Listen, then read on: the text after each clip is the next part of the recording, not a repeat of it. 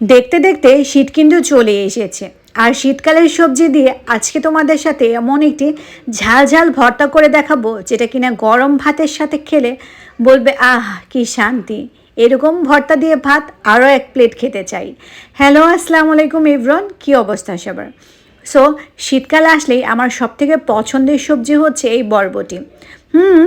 অনেকেই আছো তোমরা হচ্ছে বরবটি খেতে পছন্দ করো না, আবার অনেকেই আছো আমার মতো বরবটি খেতে অনেক বেশি পছন্দ করো।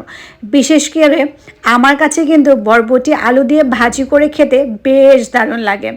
তাছাড়াও কিন্তু শীতকাল আসলে আমি এইরকমভাবে বরবটি ভর্তা করেও খেতে অনেক বেশি পছন্দ করি। তোমরা তো জানোই যে ভর্তা আমার কতটা পছন্দ। তো আম্মু কি যেন মনে করে এই বছরে আজকে প্রথম হচ্ছে বাসায় বরবটি এনেছে। আর বরবটি দেখে আমি কোনোভাবেই লোভ সামলাতে পারছিলাম না যে এগুলোকে কখন হচ্ছে ভর্তা করে খাবো। আম্মু প্রথমে বলছিল আমাকে ভাজি করার জন্য, তো আমি বলেছি যে ভাজি ঠিক আছে খাবো, বাট আগে হচ্ছে আমাকে ভর্তাই খেতে হবে। তো আমি সেখান থেকে জাস্ট 6-7টার মতো হচ্ছে বরবটি নিয়ে নিয়েছি। তো এখন হচ্ছে আমি বরবটিগুলোকে ছোট ছোট টুকরো করে কেটে নিয়েছি। এতে করে খুব কম সময়ের মধ্যে হচ্ছে সিদ্ধ হয়ে যাবে। তো কাটাকুটি করার পর এখন হচ্ছে আমি এগুলোকে ভালো করে ক্লিন করে নিব। তো ওয়াশটা কিন্তু প্রপারলি করতে হবে। দেখা যায় এগুলো যেহেতু বাজারে থাকে, তাই অনেক সময় এগুলোতে অনেক ধুলাবালি জমে থাকে। তো ভালো করে হচ্ছে ক্লিন না করলে খাওয়ার সময় অনেক সময় বালি বালি লাগে। তো আমি মোটামুটি ভালো সময় নিয়ে এটাকে ক্লিন করে নিয়েছি। এখন চলে এসেছি চুলায়।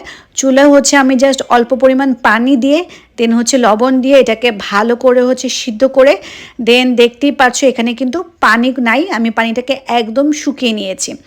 দেন হচ্ছে আজকে আমি শিলপাটার মধ্যে হচ্ছে ভর্তাটাকে করব।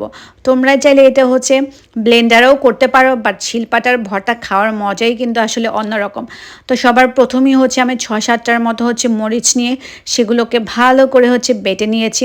সাথে দিয়েছি 4-5 টুকরোর মতো হচ্ছে রসুন, সেগুলোকে ভালো করে অ্যাগেন বেটে নিয়েছি। তারপর হচ্ছে সিদ্ধ করা হচ্ছে বরবটিগুলোকে আমি এখানে দিয়ে দিয়ে ভালো করে হচ্ছে এগুলোকে বেটে নিচ্ছি। তো আমি আসলে ভর্তা একটু নিমাশ করে বেটে খাওয়াটাই পছন্দ করি। তো তোমরা হচ্ছে হাফ নিমাশ করতে পারো, বাট পুরোপুরি নিমাশ করে ভর্তাটা বানালে খেতে অনেক বেশি মজা হয়। আর এইদিকে ভাই আমার কোনোভাবে হচ্ছে লোভ সামলাতে পারছিল না, যখন দেখেছে হচ্ছে বাসায় ভর্তা বানাচ্ছে সে একটু পরপর হচ্ছে আশেপাশে এসে ঘুরঘুর ঘুরঘুর করছে ভর্তা খাওয়ার জন্য। আমরা ভাই বোন দুইটাই হচ্ছে ভর্তা খেতে বেশ পছন্দ করি, তাই যখনই শুনেছে ভর্তা বানানো হচ্ছে সে তো একদম অস্থির হয়ে যাচ্ছে যে কখন হচ্ছে গরম গরম ভাতের সাথে হচ্ছে এই ভর্তাটা খাবে। সো দেখতেই পাচ্ছ অলরেডি কিন্তু আমার ভর্তা বানানো হয়ে গিয়েছে।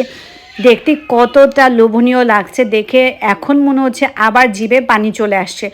এইদিকে আমার হচ্ছে ভর্তা বানাতে বানাতে আম্মুরও ভাত রান্না করা হয়ে গিয়েছিল, তাই আমি ওইখান থেকে প্রায় 2 চামচের মতো হচ্ছে ভাত নিয়ে গরম গরম ধোয়া ওঠা এগুলোকে হচ্ছে অল্প অল্প করে হচ্ছে বেটে নিচ্ছি। পুরোটা হচ্ছে আমি বাটি নেই, আস্তে আস্তে কিছুটা রয়েছে, এখন হচ্ছে হাত দিয়ে এটাকে হচ্ছে ভালো করে হচ্ছে চটকিয়ে নেব। আমি যখনই হচ্ছে বাসায় ভর্তা বানাই তখনই হচ্ছে এরকম শিলপাটার মধ্যে গরম গরম ভাত বেটে আমার খেতে বেশ বেশ পছন্দ, আমার ভাইও খুব পছন্দ করে। সো আর আজকের ভর্তাটা আমার কাছে খুবই স্পেশাল, কারণ শীতকালীন সময়ের এটাই হচ্ছে আমার প্রথম সবজি যেটা দিয়ে হচ্ছে আমি এরকম মজাদার একটি ভর্তা তৈরি করেছি।